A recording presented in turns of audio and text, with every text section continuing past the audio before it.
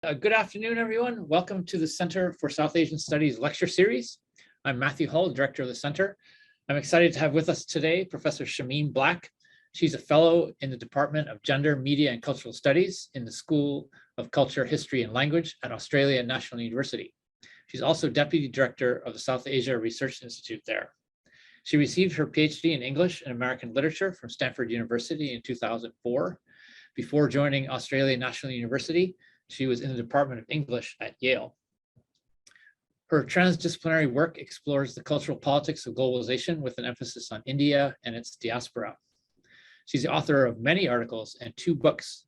Her first book is called Fiction Across Borders, Imagining the Lives of Others in Late 20th Century Novels, published by Columbia University Press in 2010. The book challenges models of reading that dominate post-colonial studies, models which focus on how novelists portray political and cultural anxieties when characterizing the other. Her book shows how some authors envision an ethics of representing social difference, how they offer sympathetic portrayals of the lives of others, how they try to represent socially diverse people in places without stereotyping, idealizing, or exoticizing them. Her second book is called Flexible India, Yoga's Imaginative Power, soon to come out also with Columbia University Press. She's also published an astonishing number of articles on topics including the Me Too movement, yoga, love marriage, aid workers, and microfinance. What impresses me especially about her articles is the great variety of materials in which she finds narratives. Not only conventional literature, but microfinance websites, memoirs of aid workers, instruction manuals for postural yoga, Me Too Twitter threads, and even a duty-free store in the demilitarized zone between North Korea and South Korea. The title of her talk today is India's Newest Poses, the Imaginative Life of Yoga. We are holding this event in a meeting format, and we ask that you keep your microphone muted during the talk. We'll have a question and answers period following the lecture. Please join me in welcoming Professor Shameem Black.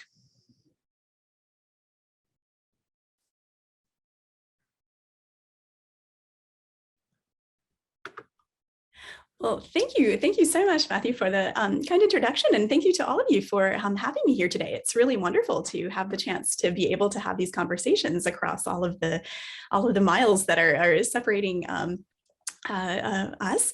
So I'm really looking forward to exploring some of these ideas that are ones that I develop in the book that I'm just about to finish, and it'd be wonderful to have the chance to talk through some of them with you in the Q&A.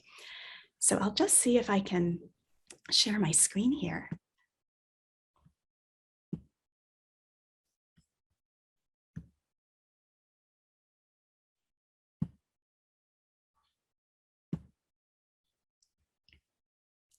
Okay, so is this coming up on your end as a screen share? Yes, it is. Yeah. Okay. So the title that I've had today is India's Newest Poses is a way, I guess, in which I'm thinking a little bit about different kinds of signifiers of India and Indianness as they circulate in different kinds of transnational conversations. So I'll explore a little bit how I see that working today. I'd like to start, as we do in Australia, by acknowledging the traditional owners of the lands on which we meet. For me here in Canberra, that's the Ngunnawal and the Ngambri people, and to pay respects to elders past, present, and emerging. So just to give you a little bit of an overview of what I'll talk about today, I'll start by giving you a little bit of the bigger picture, the broader context of the project from which this talk is coming from. And so this is my book manuscript, soon to be finished, I hope, called Flexible India, and it looks at yoga's imaginative life. So I'll explore a little bit of the bigger questions that I want to take up there. Then I'll look specifically at the concept of flexibility, one, of course, of the considered to be one of the signature benefits of yoga in certain contexts, and talk a little bit about what that concept might mean beyond a postural context, especially in relationship to India's diaspora. And then I'll look more closely at two particular works of art that come from diasporic artists and writers. One, an essay and also a poem, an essay called The Art of Breathing, and two artistic installations. So we'll be able to take a little bit of a closer look at some of the ways in which I think our artists are working quite interestingly and critically with a number of theoretical ideas that yoga brings to the fore.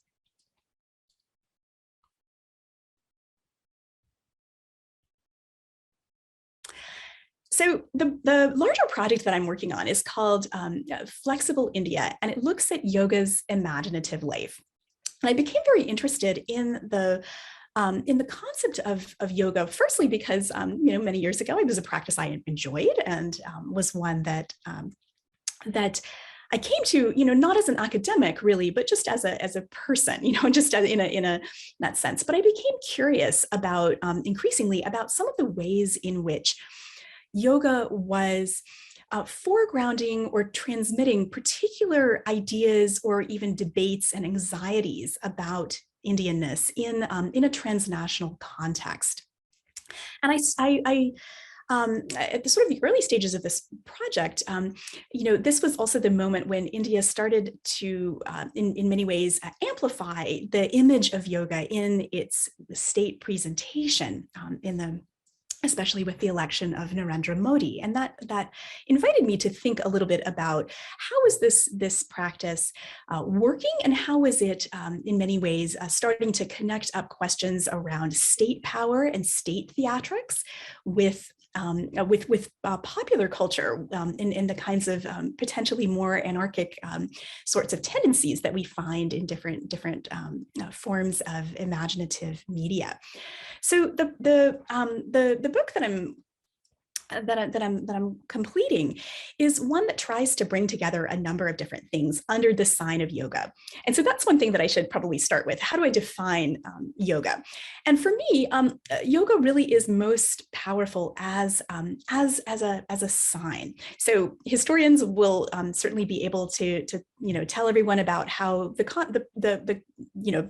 the idea of yoga has meant very, very different things throughout different points of history, certainly in its longstanding history in South Asia, and also in its complex histories around the world.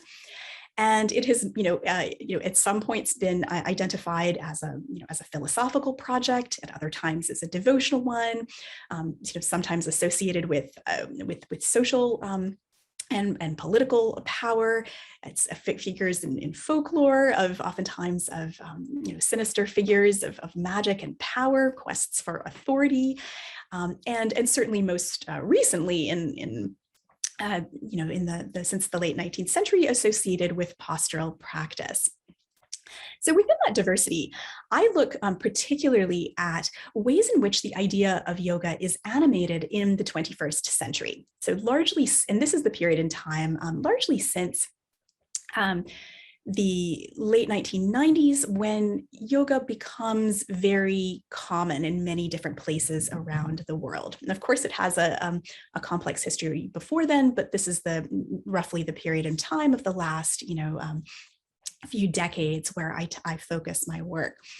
And I look in the project at ways in which we see in this period in time, a range of imaginative productions emerging that take up yoga into some often very unexpected directions. So I look both at the ways in which the Indian state has used yoga in some capacities, but then I try to pair that with the ways in which yoga has been meaningful for writers working in India, as well as writers working in English outside India's borders. So this project combines in some ways approaches from area studies with ethnic studies and diaspora studies, and it also brings together some of the ways in which I think about trying to bring together readings of narratives in many across many different forms, not all of which would perhaps consider themselves to be artistic work, but where I see important practices of imagination at play. So here on the slide are just a couple of the different kinds of these are mostly novels, but there's also a little bit of visual culture in there as well that I've uncovered in trying to put together this archive. And I guess one of the first points I'd want to make is that I think that oftentimes people are quite surprised to think of yoga as having any kind of sustained or systematic imaginative life in literature or in visual culture in a contemporary context. Of course, it has much older ones in South Asia. And so these are just examples of some of the kinds of places that this search has taken me. And these different kinds of especially novels take us, in quite a range of different places. So some of them are taking us into the lists of best-selling, mainstream publications. Others are taking us really into the niches of digital self-publishing and the new kinds of expression that are made possible through digital technologies. And these are oftentimes quite revealing, oftentimes, about some of the underlying dynamics that sort of that are not we might say not managed or repressed or no gatekeeping practices of mainstream institutions, but some quite interesting and often very disturbing fantasies of political fantasies that emerge through and under the idea of yoga.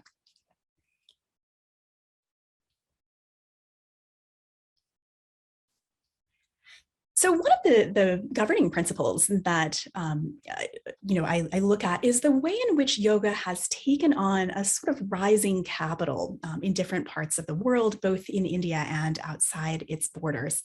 And you can see here just a range, a little bit of some of the different ways in which this has been important. I think I am now covering on the screen. I'm sitting in front. Let me see if I can just move a little bit to show you. So you can see there's Narendra Modi leading large numbers of practitioners on International Day of Yoga.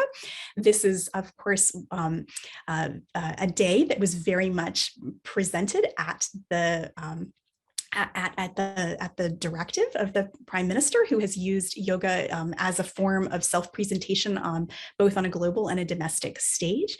And International Day of Yoga, while it is presented in quite technocratic terms as a contribution to public health and so forth, has also been very important as a way of presenting India in the world in ways that can render the image of the country looking both ancient and hyper modern at the same time.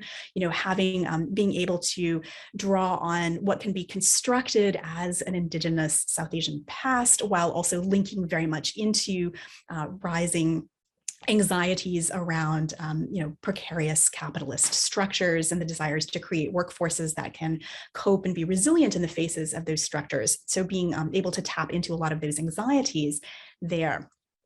And this has also been a practice that we've seen in a range of different kinds of spaces, looking certainly at the ways in which it has afforded different kinds of self-making projects. And that's one way that I really understand yoga as a person-making project that is oriented towards larger ends of transformation. So sometimes these larger ends of transformation may emerge in the context of ideal physical bodies, catering to beauty standards in very specific ways. It may also cater towards different kinds of celebrity cultures and ways in which celebrities in both, in different parts of the world have turned to yoga to exemplify particular aspects of their own capacities for embodying ideal transformations. And it's one that also has had quite a lot of take up within corporate cultures, despite in some ways the elements of yoga that have historically been quite critical of different kinds of capitalist structures and practices. It's also very much been embraced by office cultures and places like Google and so forth as sort of ways of optimizing the self in the context of a capitalist workforce. So these are some of the different ways I think in which yoga is taking on a new and and perhaps amplified role in certain kinds of discourses.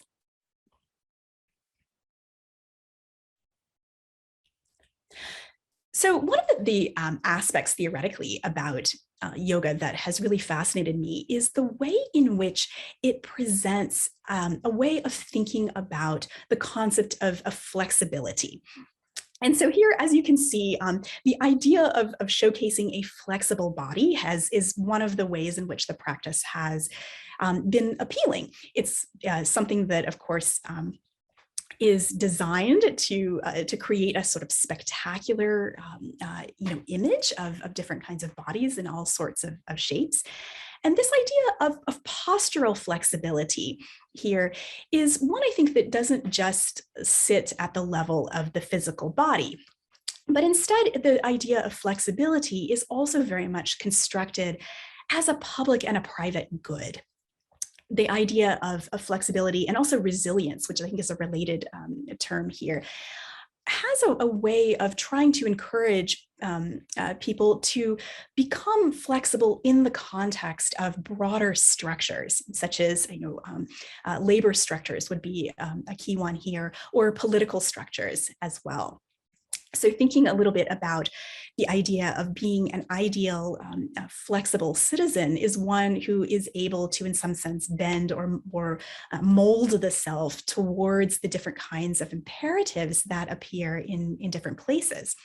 It's also an aspect of yoga that has allowed it to be used to appeal to some very different audiences, often simultaneously, who in some respects may be very much in tension with one another, but who can come together with agreement about a kind of a shared value for the practice. So in this sense, we can see ways in which yoga spoken to some audiences may appear in terms that are secular, that are oriented towards, say, Western sort of self-perfection quests that are associated with perhaps, liberal politics, but it can also be very important within certainly signaling to some communities about speaking to fantasies in Hindutva of, kind of a perfected ancient Indian past that can then create the basis for new assertions of power on both, national and global stages. So these kinds of different kind of political undercurrents can oftentimes interweave themselves throughout this idea, and yoga's flexibility, I think allows these kinds of contradictions to continue in some ways and to perpetuate some of these tensions, because they don't actually have to confront their own underlying contradictions. So one of the ways in which I think the concept of flexibility has been the most challenging is for certain elements of India's diaspora. And that's what I'm going to be kind of focusing on today. So if we say that there are sort of certain benefits in presenting yoga as an ideal form of flexibility, metaphorically as well as literally, these benefits have oftentimes been perceived as being ones that are for, on the one hand, perhaps the Indian state in trying to recapture or monetize the practice in new ways. And also for elements, when I'm looking here specifically really at Western countries, and I'll look specifically really at the US today, and also looking at places that are multicultural Western democracies, where often India is in a Indians are in a minority. So it's some kind of dynamic there where the idea of flexibility has been taken up by majoritarian demographics and populations. So very, prevalence of yoga practitioners, for example, in the US, is largely white, not exclusively, but that's a very big, certainly a very big population, and questions around, its openness and access to different, communities of colors is a very live conversation. So ways in which it may be benefiting different kinds of majoritarian, positions, as well as the Indian state. So where does this leave the Indian diaspora in these contexts? And so what I'm going to argue really is that in light of some of these new poses that are associated with India, and which are sometimes enthusiastically taken up both by the Indian state and by certain kinds of Western popular culture practices, we see members of the Indian diaspora critiquing the flexibility of postural practice and seeking alternatives and even rigidities through artistic form. So this is something where I think that these artists that I'll be looking at are very critical of the ways in which yoga is performing a particular kind of cultural work, but they are also, in some sense, I would like to think, hopeful about not giving up entirely on the practice and really looking into its diverse histories and reimagining it in new ways that produce critically resistant ways of thinking about it that speak to some of their own conditions.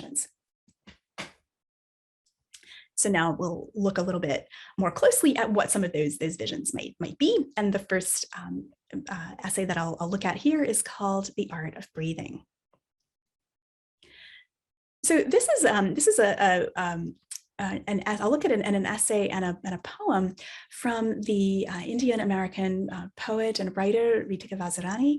And she was writing, she was a poet whose a few of her books are here. And she was someone who's, in the context that I'm looking at, a relatively early voice here, who published these particular works on yoga in 2001. So right at I think a very interesting moment when yoga had become relatively mainstream in a US context, but in ways that were quite distressing and disturbing in many ways to her. She grew up in a family where she writes in The Art of Breathing is an autobiographical essay, and she writes there about learning about yoga from her father, but who, and she pairs this with the way in which she learns yoga through the context of postural practice in a relatively mainstream style studio that is taught by a white instructor. And there are some real tensions that she wants to chart in the different, sort of ways in which she, as a diasporic citizen, as a member of an ethnic minority, growing up in the US in the complex time of the racial reckonings of the 1960s, has access to the practice of yoga. And just to get at some of the tensions that she talks about, she writes, sort of in reflecting on this more mainstream class that she's in, she writes, "Learning yoga from white people is, for me, like copying down the ingredients of a vegan lentil dal burger from a Whole Foods deli sticker. I feel there are things I should know that might have been handed down to me, but were not." So within this essay, she's interested, not so much necessarily in saying that yoga shouldn't be learned or taught by people who are not of Indian ancestry, but really of thinking about what is the practice in which yoga has been, in some sense, mediated through oftentimes through instructors who are white, through institutions and mainstreams that are very different from ones that, for example, were important to her father, who practiced yoga in relationship to a guru and who had a very private practice. So there's a kind of a contrast between the public mainstream studio where anyone can pay the cost of entry and go in, versus the kind of very small enclosed space in the house where her father teaches her.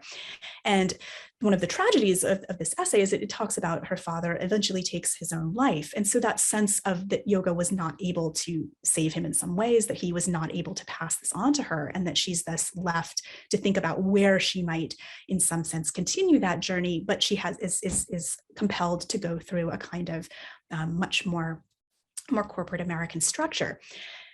So this is the kind of problem that she faces, and the postural, the kind of yoga that she becomes critical of is postural yoga, with its emphasis on the flexible body, on the kind of the ideal perfected body that she feels is very much a commodification of something that had much broader and deeper philosophical and conceptual roots. And she wants to see in the practice a way of accessing some of these complex histories that she's not getting in this kind of relatively studio context. So she turns instead from postural practice to the aspect of yoga known as pranayama, the art of breathing. And she does this, I think, in some very interesting ways, and looks to breath work as a very different way in which she can think about processes of yoga that are not, at the time that she's writing, really all that prevalent in the kind of mainstream American studio context. So she has a poem where she, I think, brings some of this interest in breath and what breath can mean and the politics of breath into her poetry. So I've just got a little part of her poem here. It's called From Patanjali. So she's interested here in going back to one of the many different kinds of important texts in a South Asian context to rethink what yoga might mean for her in a context where she's searching for a certain kind of definition that doesn't match up with certain ideas of Indianness that are circulating, and where she doesn't want to conform oftentimes to the form of often misrecognition that she thinks is presented to her, contexts where people are constantly mispronouncing things, mispronouncing her name, and so forth, that generate this sense of a diasporic subject constantly having to answer to something that, and to flexibly bend to something that isn't quite right. So here she turns to this alternative, and there are just a couple of formal features here that I want to point out that I think perform some critically resistant work, and that transform the idea of yoga into something that, as opposed to asking her to bend, to sort of to its will, starts to open up possibilities for her to pursue the kind of critical reflection that she's seeking.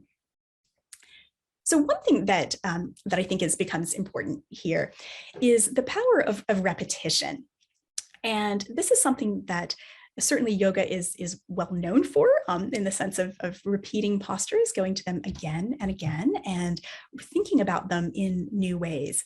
So if we conceptualize yoga as a practice of inquiry, rather than a fitness regime, for example, one of the important potential genealogies we can draw from it is the capacity to return to the same with an attentiveness to what can be discovered or unfolded in that practice of repetition. And we see here a couple things that she repeats. One is the phrase "or else," and it's just twice here, but it's more in the poem as well. And I think this is an important figure to be repeating, because the "or else" is about sort of alternatives, about the very, repeating this very idea that, other possibilities may be important, and what are they, and what can she find?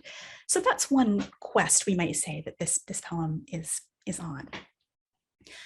A second aspect, I think, that is quite interesting about the way in which she plays with poetic form here is that it's very unclear whether she's using end stop lines, where we would read and sort of stop at the end of each line and begin anew, or whether she's using enjambed lines, where we would pour over the edge of the line. So how do I read this? Do I read, "I open my fingers and feel their breath, or else centuries pouring into, out of"? Or do I read it, "I open my fingers and feel their breath, or else centuries pouring into, out of"? So it's often, her syntax is often quite unclear and quite tricky in what is she trying to get at, and it will have a different meaning depending on where you're kind of stopping and pausing. And this playing with the idea of something that flows and something that stops, I think, again, is a way of critiquing some of the sort of incessant ideas of flexibility that is demanded of her, to conform to particular ideas, to conform to particular norms. What she's kind of forces us to think about: where do we stop? Where do we flow? Where what is the difference in doing that? And calling our attention to the very concepts, in the manner of that poetry invites us to think about. Just to ask, where do we want to be rigid in our readings? Where do we want to stop? Where does that offer us perhaps some critical potential? A third dimension that I think is really intriguing about how she works with poetic form here in these questions is also the way in which she, I think, is playing with how we might translate breath work into poetry. So one of the things that you might notice here, I don't know if my cursor will show here, but in this particular bit here, where we see there's a space between the words into and out of.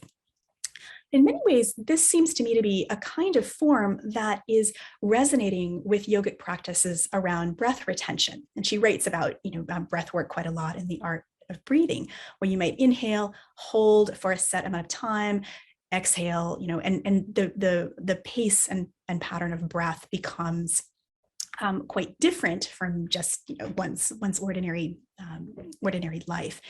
And I think that way in which she is sort of bringing in the question of these blanknesses, these gaps, these dark spaces, or blank spaces, depending on what color I had used on my slide here, that sit within the words and forcing us to look at them, to look at this place of interiority, to think about what happens when someone holds breath, what kinds of possibilities are possible there. And this is significant, I think, because for her, breath is very political. It's very communal.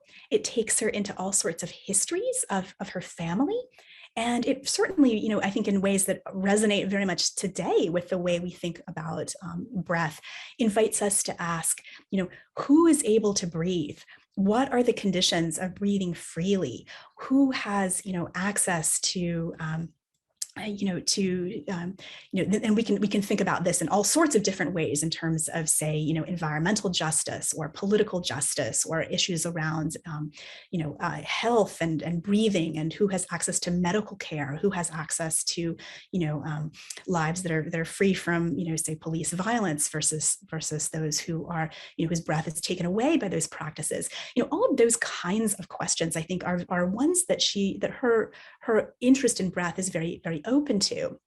And so she wants to use this as a way of going back into many very, very challenging pasts that bring together both reflecting on her family, and where does her Indian family fit within a complex world of American race relations? Where does she fit? So through all of these different kinds of techniques, we can see her kind of moving away from, the corporate commodified, perfected body into something that takes yoga into these kinds of critically resistant forms in ways that are important to her. And so one way I like to think about it here is, it's hard, in some sense, it's not to do so in this context, is to think that we're moving from postural feet to the feet of a line of poetry, and thinking a little bit about, how this movement into a literary world is one that is opening up some new ways of thinking about India and Indianness that matter to the kinds of urgent questions that she has.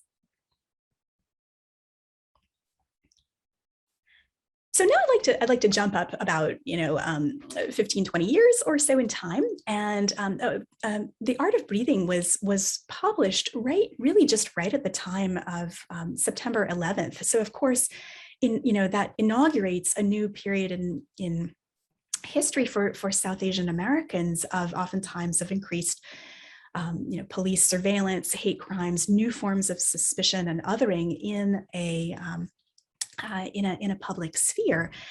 And there's some very interesting ways in which yoga takes on a new resonance in that period in time. And one tension I think that's worth certainly thinking about is the way in which oftentimes there can be a real split that we see between the ways in which yoga continues as a cultural practice to be quite valued and quite popular and so forth, while people from South Asia are oftentimes subject to forms of devaluing or suspicion in a range of different places.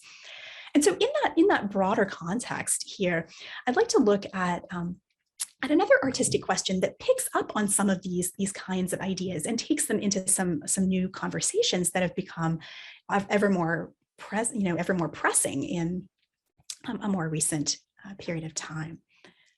So this is an artistic installation by the artist, pardon my Hindi, that's the working name of his other name is Chiraag Bhakta.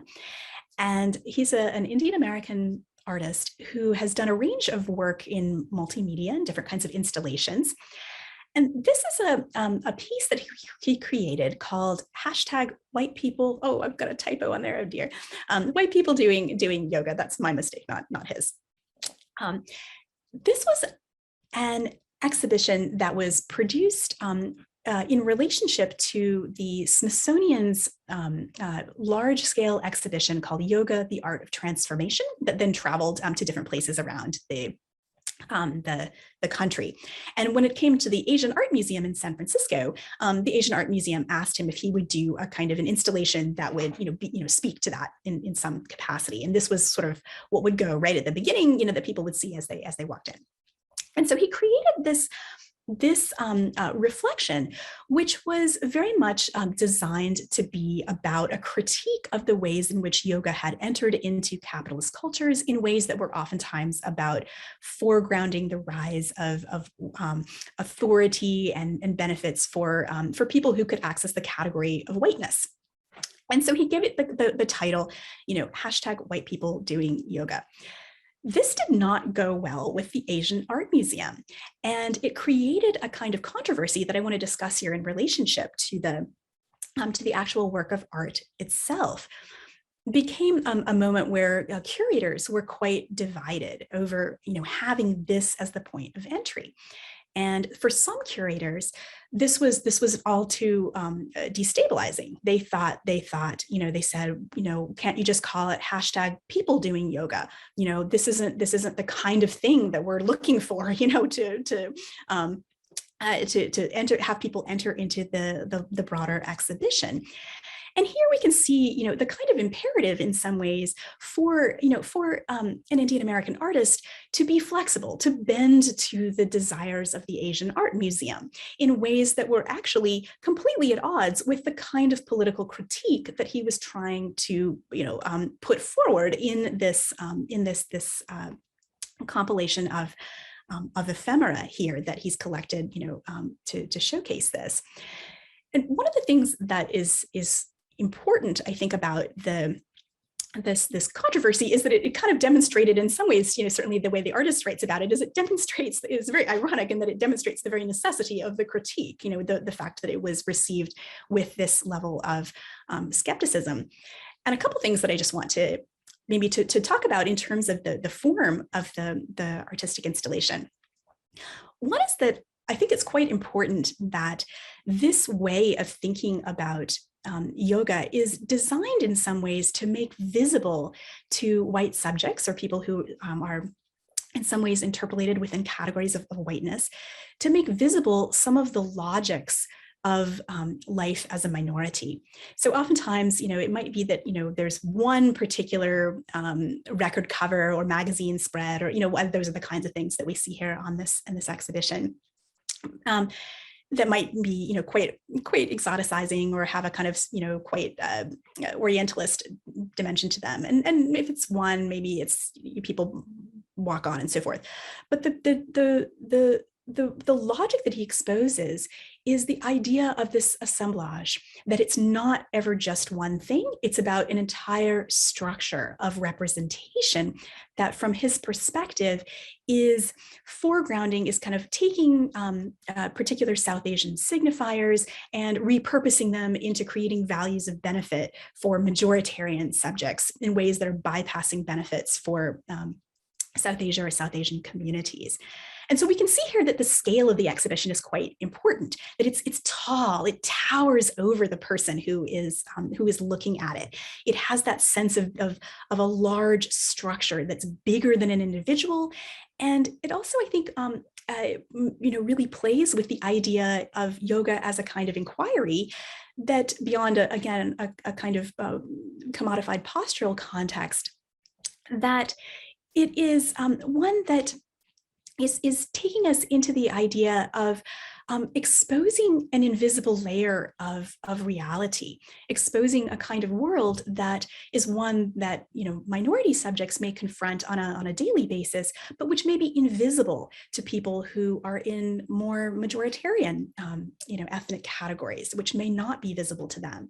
And so making that idea of whiteness visible is quite important to the work of art. And this was precisely one of the things that the Asian Art Museum found so disturbing. They didn't like the actual use of the word white. And and they wanted them to take that out. So donors won't like this. People will be uncomfortable. And they were, some of them, certainly themselves seemed quite uncomfortable. And this is really interesting when we think about it, right? Because white is not a racial slur. It's a category on, the U.S. Census. It's got, it's used in many ways. But what is clearly being elicited here is the idea that people in a majoritarian category like whiteness do not feel comfortable seeing themselves as racialized. That there's a strong desire from the perspective of the museum curators who didn't like this, to keep that as an unmarked position and to keep that as a sort of a beyond race.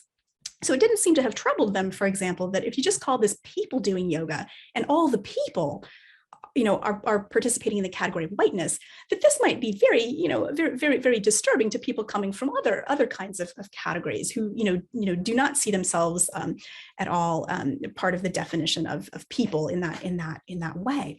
So that very idea of making visible becomes extremely important to the kind of diasporic critique where the artist is looking to make these kinds of these kinds of ideas visible through the practice of a reframed yoga. And if we just move here to the next exhibition he did, this is also a really fascinating exhibition because this is the second exhibition that he did that responded directly to the controversy with the Asian Art Museum. So this is a second follow-up one called Why You So Negative? And here you can see it's playing with this idea of that in some ways he was asked to perform a kind of ideal, flexible model minority citizen and produce something that would be, a nice point of entry to the museum, and his rigidity and refusal to do that led to a lot of problems. Here you can see a range of different, and this critique and his unwillingness to bend to a lot of these demands becomes a kind of counter to the flexibility that is asked of him. So rigidity actually comes out as a kind of critical value here, a critically resistant value. And I think you see this prefigured in both cases with the ways in which the use of the rectangular space, that it's the edges in some ways that are as important, the borders and the sharp senses here that are as important as the kind of curving, flexible lines of people in a postural pose there. And so within this work of art, a couple of things to be noticed. One is the playing on the idea of the importance of the negative. As if we compare this to the other exhibition that I just showed you, you can obviously see that one of the, they share certain, formal features, and that they're both collections of ephemera, both stacked, images that are stacked up with sharp, squares and rectangles in many respects. But also here, there's a lot more negative space. And that the value of the negative space, of actually having to see negative space as space, to see that which is not fully available to a particular viewing subject, actually have to look at what you don't normally look at. That becomes part of the value of the exhibition. And I would argue part of the way in which the very idea and practice of yoga is reframed into this kind of form of inquiry away from a kind of postural commodified form. There's also some very interesting ways in which some of these images are also part of some interesting capitalist exchanges, but I think I'll save that. We can talk about that more in the Q&A. So I'll just come to my end here. So this is just the last image that I wanted to share with you here, which is a yoga class that was offered in the context of the Why You So Negative exhibition here. And so now you can see from the scales, you can see both the hashtag white people doing yoga exhibition on one wall, the Why You So Negative exhibition on the second wall, and then people practicing in this context. And I think this is a really interesting way of, again, inviting people to rethink the meaning of postural yoga in the context of the conditions of possibility. You know, what are these walls telling us? You know, what are these kinds of rigidities offering beyond, you know, just the idea of an increasingly flexible body? And so I think we can look here to see the ways in which these that the artist hasn't given up necessarily on postural yoga, but is asking everyone to reframe it, to put it into critical conversations around capital, around race, around identity, and to think about the ways in which the practice of yoga can be one that engages with those questions rather than retreats from them. So that's really the last thought that I'll just leave you with, is the idea that, you know, as I see it, yoga is in some sense not just about something that is performed in, you know, in a postural context or other kinds of traditional contexts, but it also really can work as this moment of critical inquiry, oftentimes through a critique of some of the very aspects that have made it the most popular. So I'll stop there, and it would be great to get your perspectives on what these works of art might, how they might resonate with other questions that perhaps you all are looking at in your worlds. Thank you very much, Shameem. So we'll take questions now. You can either, if you decide to put it in the chat, please direct message it to me. And if you'd like to ask a question, just use the icon at the bottom where what's it called, where you can raise your hand, and I'll see you.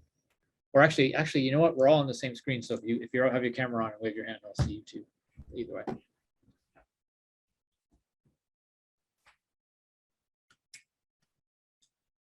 Celia, you start us off. Thank you so much. This was absolutely fascinating, and it made me think about a whole bunch of things that I've been trying to sort of consider as I try to put together my own dissertation project right now. So I really wanted to talk to you a little bit about disjuncture, and then also the capacity to read, I guess. So something that I think is really interesting that you aren't highlighting exactly, but I think it is relevant to what is going on in especially the Pardon My Hindi installation, is multilingual approaches to yoga. And I think that it's interesting, right? Like yoga moves around the world, but there's a domain of Sanskrit that kind of travels with it. And being able to read it is this like mark of authenticity. And sometimes that's connected to like somebody needs to have, say, some sort of connection of transmission of the knowledge of yoga. And so they learned about these words from someone. So there's an interpersonal connection that moves with yoga. It's not exactly completely disconnected from it doesn't travel. It's not a completely excised object, I guess. And so being able to know that and being able to tell who has learned yoga from a South Asian tradition or who is learning it from a more, say, commercial tradition, that seems to be a piece of knowledge that's important in that world, even commercially, right? Like people will sell themselves as yoga instructors, even white people, by saying that they've gone to India and they've studied yoga in India. And there seems to be something going on with like, especially language. And there's like ancient pieces of language that seem to still be traveling all over with this yogic practice. There's one of Dr. Hull's students who is like since graduated, did work on this script system in Northeast India called Old Chiki. And he writes about disjuncture and the way that there are people who are like more Bengali speakers who will use Old Chiki script on signs in a bazaar. And the population that really like uses it for their own purposes, can read that that script is like inauthentically being used, that it's commercially being used, right? That it's trying to attract customers and do something with the economy.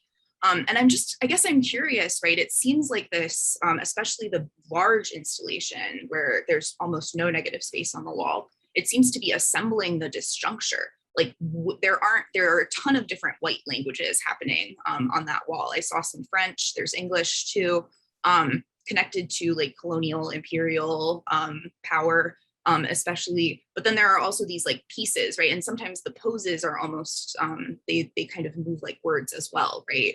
And so I'm just kind of curious, if you've thought much about the kind of like linguistic capacities that people need to read these projects, and like what's going on in this disjuncture. And I want to say, I think that the way that you're coming at this is really great. I went to a talk last week where somebody was talking about gaps, and it seems like they were talking about just complete blank space. And I really just appreciate you talking about negative space and the idea that this is like more like apparatic. It's more of a puzzle than it is like an empty gap, so thank you so much for that treatment of this.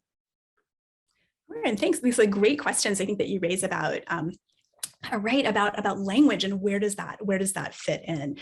There definitely, I mean, there's, I think in the universe that I'm looking at, which is largely an Anglophone universe, here, there's some very interesting ways in which Sanskrit is mobilized.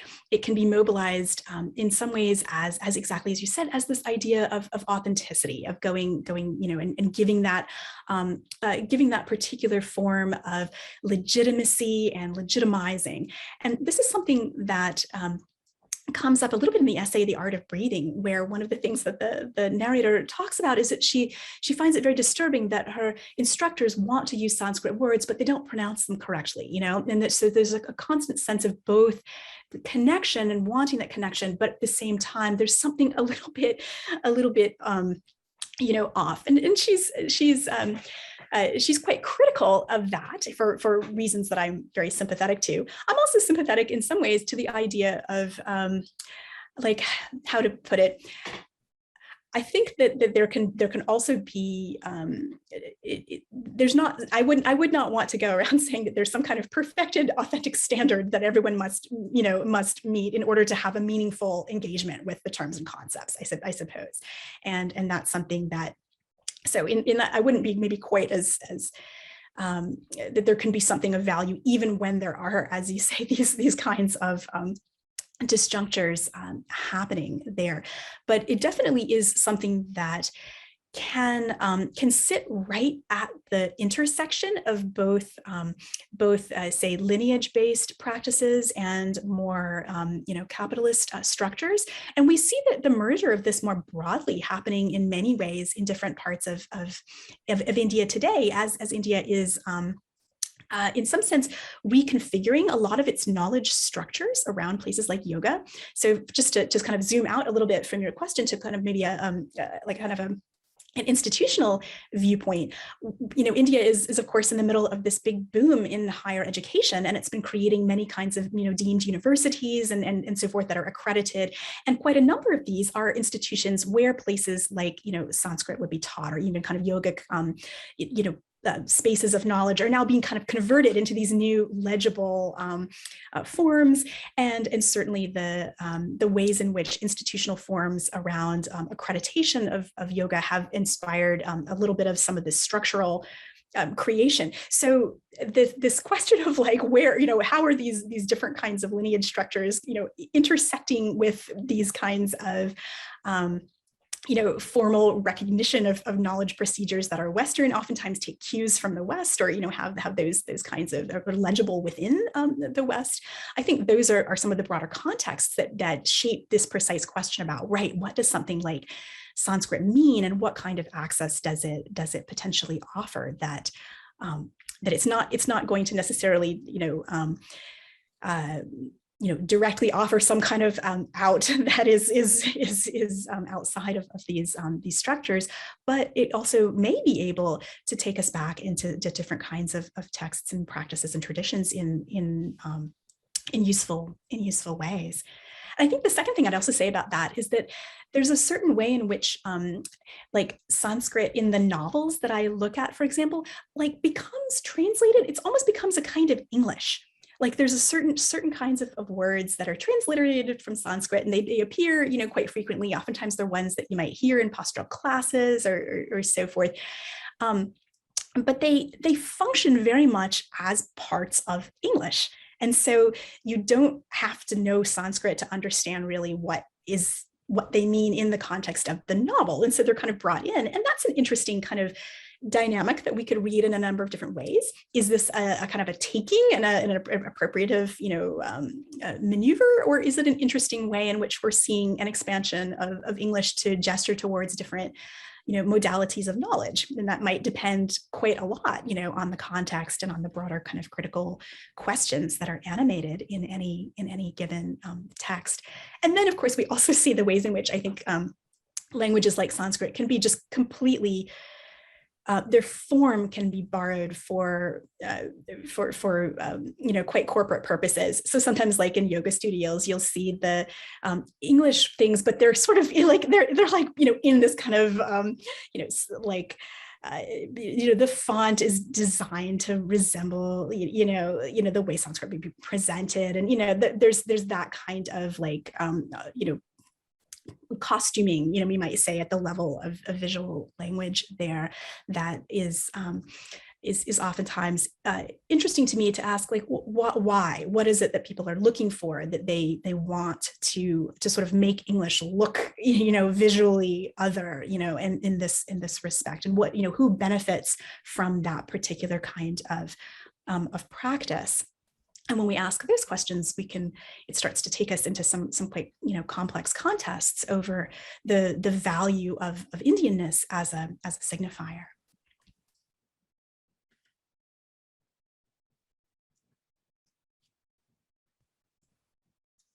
Chiraag? Hi, Shameem. Thank you for a wonderful discussion, particularly the understanding of the term which has become yoga from yog some way, and its perception, and its different connotation and different domains of life. My question is perception of yog, which is unfortunately known as yoga. And do you see some dichotomies in the Western world and in the Eastern world, particularly among the teenagers and the younger groups? Do you see some perceptual difference that is resonated in different ways? That's as a sort of a generational, aspect.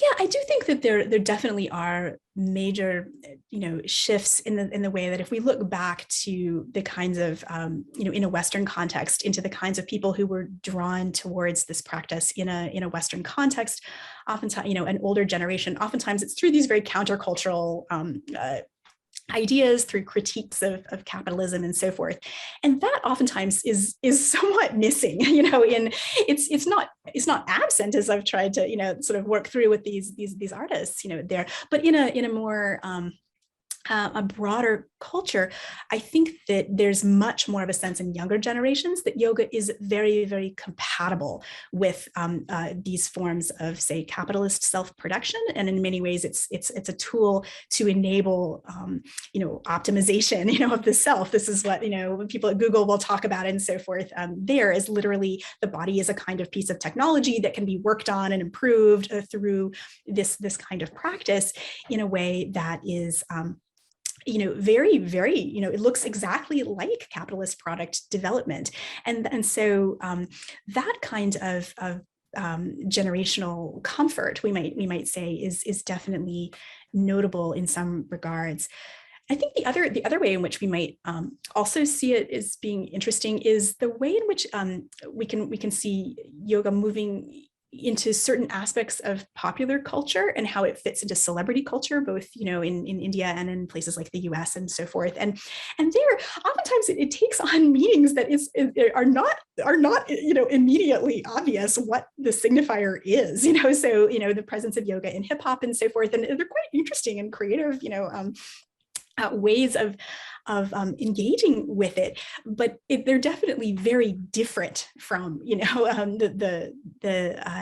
some of the traditions that we might see in other parts of the world. So thinking about a kind of remix culture, I think is important in some ways for younger generations. So rather than looking for like necessarily a pure true thing, then there is a lot of interest in seeing yoga mixed up with lots of other kinds of popular culture signifiers, or indeed in like commercial forms with just other practices. So they have the elaborations of like there's goat yoga and beer yoga and all of those different kinds of practices where you can see brand differentiations are piling themselves upon the ways in which the practice is being presented, and that clearly has an appeal for some for some demographics in that sense. So those might be, I guess, some of the ways in which we can think about how yoga is operating perhaps a little bit differently within younger generations.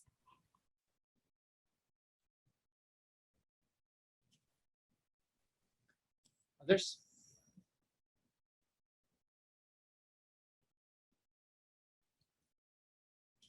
I'll join here. I'll jump the queue. So I have a number of questions. So here's one if I have time, others. But I'm wondering if you could talk a little bit about to what kind of practice this is. I was thinking about how, if you think about a museum display, it really is. It's about another place. It's almost pure representation practice, and this is something different. I mean, there are ways in which it's connected. So there's the Sanskrit words thrown in here and there that's evoking another place, and the names of postures that also have a kind of Orientalism to them when they come into English.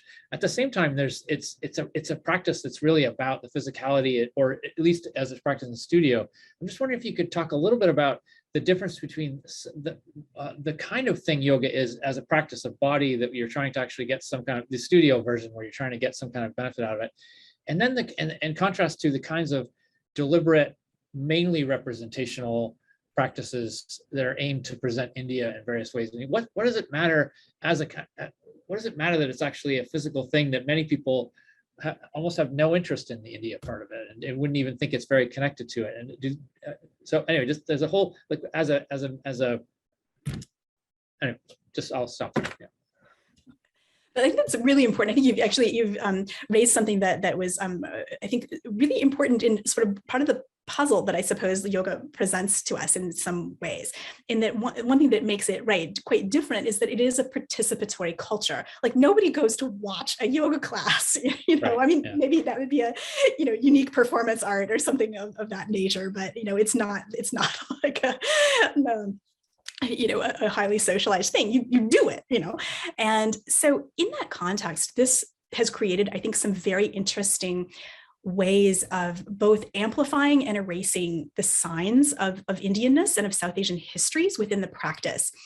Because precisely as you're saying, one of the contexts and results of the relative global mainstreaming of yoga was that it wasn't necessarily perceived as particularly Indian by many people after a certain point of time. And that's in fact what scholars have shown is like part of the de-Indianizing of yoga, taking it out of certain kinds of contexts that highly marked it, perhaps in Orientalist ways or in other ways or so forth, but had that marking into ones that are like, gyms without any kind of, like if you're not in the gym in India, it's not hard to see what's the overly marked practice. And this is something that I think created some very interesting problems in some sense for the Indian state, in that they recognized, I think at some point, that yoga was very popular, that it did have, genuinely did have a strong South Asian history and links to all sorts of, important kinds of historical movements and processes and transformations. And nobody was giving India any credit for this. The India was not able to monetize it. You know, there was not leading to, really increased, monetary flows or capital flows and so forth. And I think that's why you start to see the really marked rebranding of yoga as Indian by the Indian state in the last, number of years. So this is quite different in some ways from other places where, where we might see some countries that have a certain, something that's very identifiably of their country, and then they want to project it outwards as soft power. For India, it's almost the opposite. Like the practice was already there, but, they didn't have that kind of connection to it. And so I think that the solution that the Indian state has hit on here is really kind of fascinating in the sense that it uses the concept of the gift to the world. And I think that this is quite, important in the sense that it's making a virtue of the fact that yoga is popular and enjoyed by many people around, and that it has that participatory, idea, and that can be welcomed and so forth there. But India, in giving it to the world, what they're really doing is saying, we own it. It's not, it's that classic, theory of the gift. Keeping while receiving. And so in that context, I think that's one very interesting way in which, from a relatively estate perspective, they've tried to navigate between that sense of how can we have, a diverse participatory practice while still being, trying to assert some kind of control over it. And I guess the other dimension here that might also be important in terms of like, why do we have some of the demographics around practice that we have in, say, a US context, where the prototypical, person going to a studio when they do interview, do surveys and things like that is usually white, female, educated, middle class, quite a number, that kind of a demographic is dominant there. Why is that? And of course, one of the things that is important to think about are the histories of restrictions on migration, from South Asia, over the course of the centuries. And so yoga as a practice had, from the mid-century, it's relatively challenging for people from India to migrate to the US because of all the, the Oriental exclusion laws that are in place until 1965. And so in that context, you have a lot of people coming from the US, studying in India, going back, opening up spaces that are then linked into their own, kind of cultural worlds and so forth. And it starts to become this kind of situation where in some ways yoga becomes more mobile than Indians, and we see that kind of asymmetry. And I think you could probably say this as well about, objects in museums as well. What were the mobilities afforded to the objects as opposed to the mobilities afforded to people from, those parts of the world. And so that's something that I think also is a little bit at play when we look at these, sort of performative spaces that's like, why would the exhibition at the Asian Art Museum on, that looks at maybe more, earlier, not Chiraag Bhakta's work, but, the parts that are more focused on South Asian, cultural traditions over long periods of time. Why would that look so different from like a yoga class around the street in San Francisco, and I think that kind of those structural questions around political acceptability of different kinds of people and practices, is part of that disjuncture.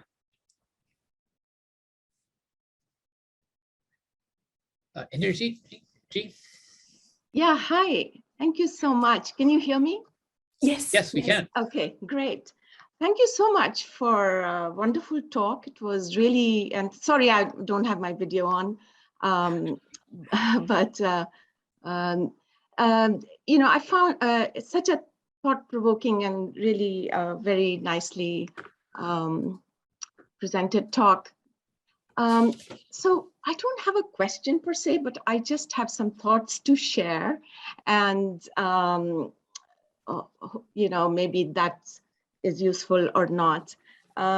So just to contextualize where I'm coming from, so I've been practicing yoga for many years, and the yoga that I practice is vinyasa, flow yoga.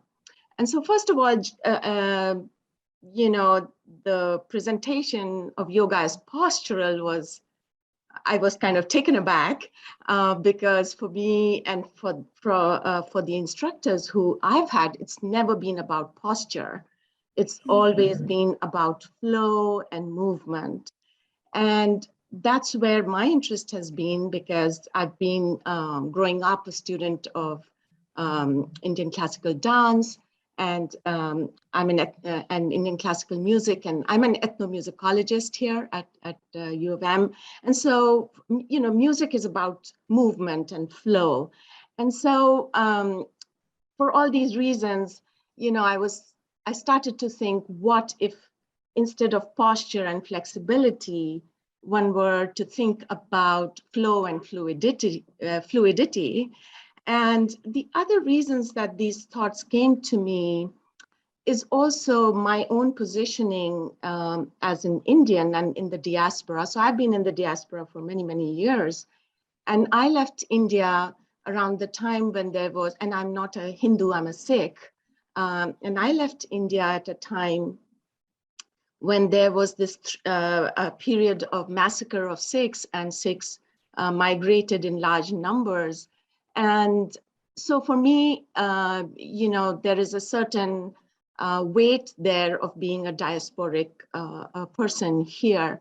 And also that the Sikh tradition was about the vernacular, not about the Brahminic and Sanskrit traditions.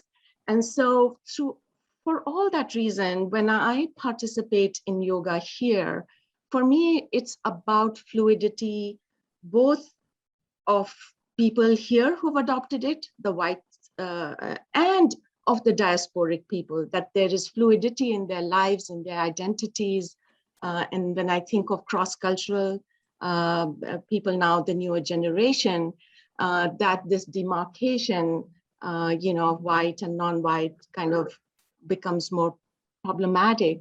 So, for me, then the static pictures of the yoga poses, all that just took away movement and motion, and also agency, of the practitioners.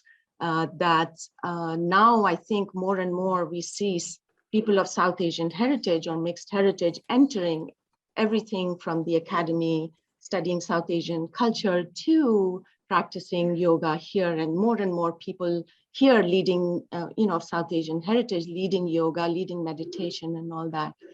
So just all these thoughts were coming to me that, the posture, the idea of posture actually can be very un-yogic, in the sense that if the breathing is like clamped, getting a particular posture, that no yoga is really happening there. Whereas if there is a flow, there's breathing, and you talked about breathing as well, that is when, yoga is really happening. So yeah, I just was wondering, what would an alternative framework like flow or fluidity do to some of the very important questions that, you are addressing? And that came through actually very well in your talk. And my initial reaction to posture actually was kind of really mitigated as I heard your talk and all the discussion, that there's much more of flow that you're actually talking about, but still, just I thought I'd share my thoughts with you. And thank you again for a wonderful talk. Thank you. I think there's just so much like rich, points I think to pick up on in what you've just said. And I probably should have defined my terms a little better at the start, because in terms of saying postural yoga, I'm thinking of that as the broader category, just in which the physical body is involved, as in contrast to perhaps say more devotional forms where there wouldn't be the same use of sort of recognizable asana. I suppose maybe asana would be the better way to think about that. But I think you're absolutely correct to say that thinking about there's something about the static pose that lends itself so well to all sorts of commodifications, like to Instagram culture and so forth, and the idea of people who are, photographing themselves in particular forms and capturing that moment, and that can, and certainly the role of the camera as a technology, able to think of yoga as something like that you see on the outside, as opposed to something that you might be about, internal transformations that are not, available to the eye of the camera, is a relatively modern phenomenon. So I love the idea of moving towards flow and movement, and maybe there's a way in which we can kind of, like, I think what if we think of the, here's the norm of flexibility that I'm a bit critical of, and I've gone to the other side by saying, where can we find almost like the super resistant, the hard edges, the refusal to be flexible there as one place of diasporic alternative. But I absolutely agree with you that we could also go into the other side, into that thinking of ongoing movement. And that really resonates, I think, with oftentimes the way, very longstanding practitioners will talk about, their own practices in the context of diasporas as being highly integrated into other, not just like literal movements in the context of a designated, practice, but also flowing outwards into many different kinds of actions and activities. So, for example, one of my relatives she teaches and sort of is, and this is something that she'd often say to me, that she said, I do yoga every day. I don't do asana every day, but for her, like, yoga is much, much bigger, in terms of the shaping the kinds of ways in which she moves through a world, and in ways in which it shapes how she is, as part of, part of my family is from the Indian diaspora, and sort of how that shapes the ways in which she negotiates, quite multicultural settings and so forth. And so I think there's some really interesting places that both take us, perhaps into the fixities, and then also like push outside of the studios, push outside of the mats, push outside of the kinds of, framings that are offered through capitalist or perhaps state sponsored or relatively frames that keep certain hierarchies in place.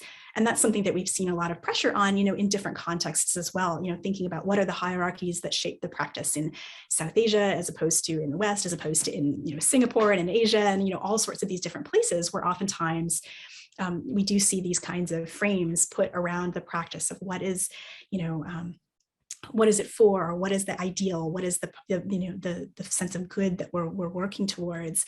And oftentimes I would like to think that although those frames can contain certain possibilities, that there also are these genealogies and capacities within the diverse ways in which yoga can be understood that also can really break outside of that and speak to those needs.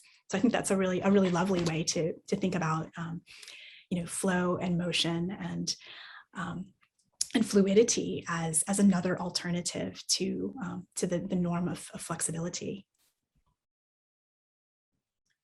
So we have, thank you very much, Lee, for that question. We have Lee Schlesinger up next. Lee?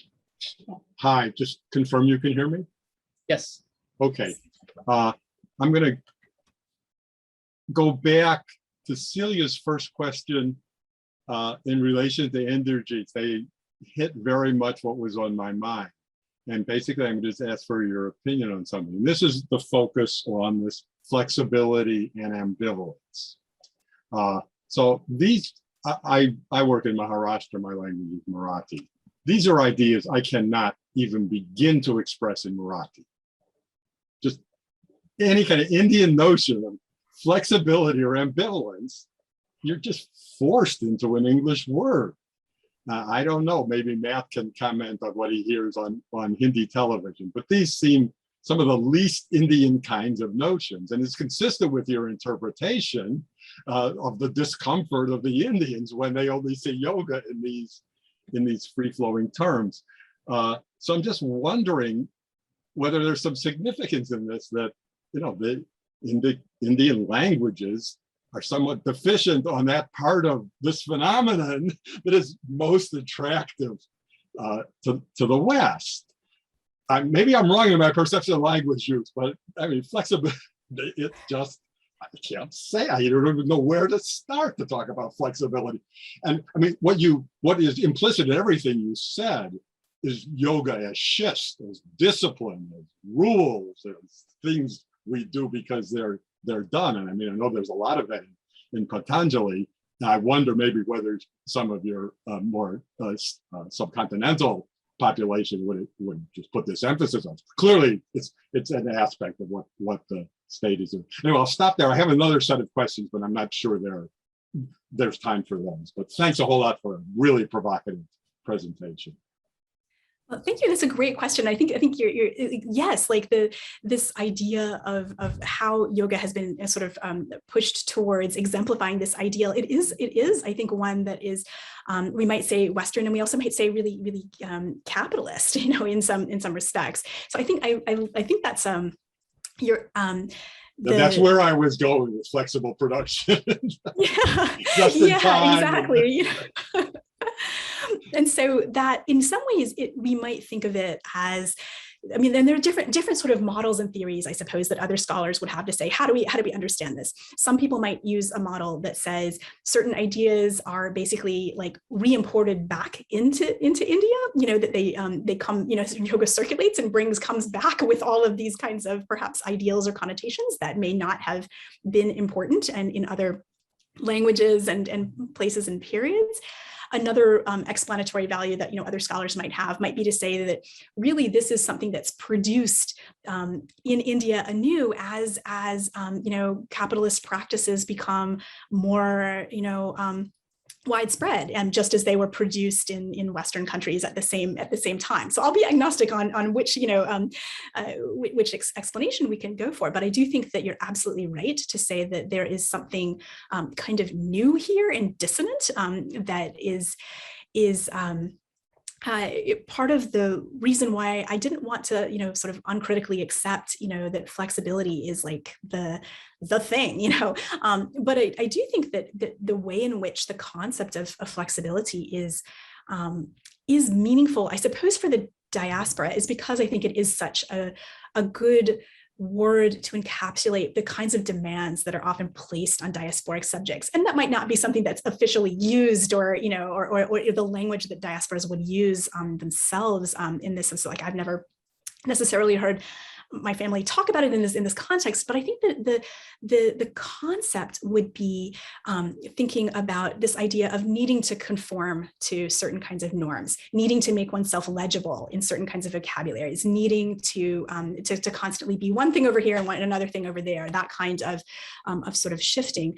That those sorts of pressures are meaningful pressures, I suppose, and invite us thus to think, you know, even more critically about not only of flexibility as something that is not coming, you know, as you say, not one that has great resonance, you know, in that particular, you know, part of India, but also one that can have quite, you know, potentially quite negative effects as we see, you know, movements of people around the world. So absolutely, I think that sort of you know, sort of, you know, I don't know if we call it a, you know, maybe a disjuncture or an alienation or a juxtaposition, but that very fraught relationship, I think, is important. Other questions? Is there time for a quick follow-up? If there's others, I'll slowly hold back. I'm tempted. I can't figure out whether I should be. Oh, so Indrajit, did you want to follow up? Oh, if someone else has a question, that's fine. I spoke for so long. I don't want to be a hog. Well, I think everyone's gonna. I think that everyone who's online, including me, is there for a second time. So why not you for a second time first, and then we'll see if there are others if there's time. Yeah. Yeah, thank you. So, you know, I'm just thinking more about when I've heard the word flexible in my yoga classes, you know, which have been in English, and my teachers here have been white teachers. And it occurs to me that the flexibility is not just simply a positive thing. So one could have over flexibility, which leads to a weakness in a certain part of the body. And so, often the instructor will say that if you're too flexible in this area, be careful. Don't bend too much in this direction, you'll hurt your body, or that the flows in your body will get restricted. And so I'm also thinking of this problematizing of this idea of flexibility, where in yoga itself, it is a controlled flexibility that is valued, and then how that transfers, to the kind of questions that you are asking, which are so immense. And, I don't want to I don't have the capacity to link them, but just to kind of raise these ideas here, Thank you. I think that's Lee, really, yeah. Oh, may I interrupt? So we have just a few minutes late, but I just want to ask Lee, is your question right on this topic as well? Or something different? No, it's much more general than just the kind of cultural study. So yeah. So let's let Shameem address. Sorry, I didn't mean to interrupt you, Shameem. Oh, no worries. Yeah, I'll just say, like, on that note, that I think you're absolutely right, that there often are, within different, and because yoga is so, diverse, like there's oftentimes, right, there's this, there can be within the context, I probably shouldn't, I've been using sort of studio as a shorthand for, a number of different broader things, but we also need to absolutely recognize there are many, many different approaches that are taken. And many of those kinds of studio practices would precisely encourage that kind of careful, reflective approach, both specifically around concepts of flexibility, but also conceptually about what that means. So in the for example, in the studio where I practice, my teacher will oftentimes, say, like, you don't practice yoga to get more flexible. Like, you may become more flexible, but that is not like, he'll say, we work on your body to work on your mind, and there's this constant kind of re-education, in some sense, that goes on within the context of the studio, because in some sense the teachers are aware of certain kinds of presuppositions that come in, certain kinds of ideas. I can't do yoga because I'm not flexible, and so they have a constant sort of educative quality of saying, no, you think about it in a different way. The yoga is not, you're not doing more yoga if you're more flexible. It's a different practice of inquiry and of self-study and of reflection, and the kinds of terms that are important in the particular way in which they approach it. So I think that's absolutely, important to recognize that there are all of these kinds of counter techniques that are happening, within the kinds of structures. But I think that those tend to be a little bit more of probably not the centers that are associated with, like, say, the big money around around yoga, around those kinds of things. They are, I think, important alternative, resistant spaces. So Lee, so we're out of time, actually. Can you ask your question extremely quickly, and may I ask Shameem also respond briefly? I Would that be all right? Yes, that's fine. And I basically just want a brief response. I'm a social scientist by training and inclination, and you are very fine literary humanist. So I'm wondering if the juxtaposition or problem matters. I'm more referring to your discussion of the interpretation of poetry. Does it matter that I think it extremely unlikely that almost anybody else will read those poems that way? And I'll just leave it there. Yes, I completely understand the kind of questions that would definitely be that would trouble like someone in the social scientists will like never trouble anyone in literary studies. Yeah, I want to know what percent. But I guess that's in some sense what the value of the scholarship is, of bringing to light, these moments that could be forgotten, these voices that might be not seen and that will never be mainstream and so forth, but to try to in some sense bring them forward and create kind of new tools that might, of critical inquiry that might go out there. I think that is, for me, that would be the the value, in looking at these very pointillistic moments. But you're absolutely right. They are often quite hidden, and I would never make the claims that they have any kind of representative value. But I do think they can offer us broader. No, I appreciate them very much. Thank you. Thanks a lot. Well, let's conclude on that very hopeful note, and to thank Shameem Black for a wonderful, engaging talk. Thank you very much. Well, thank you all for having me. These are fantastic to get to hear all these wonderful questions. So thank you so much. Thank you all for coming. See you in a couple of weeks. Thank you.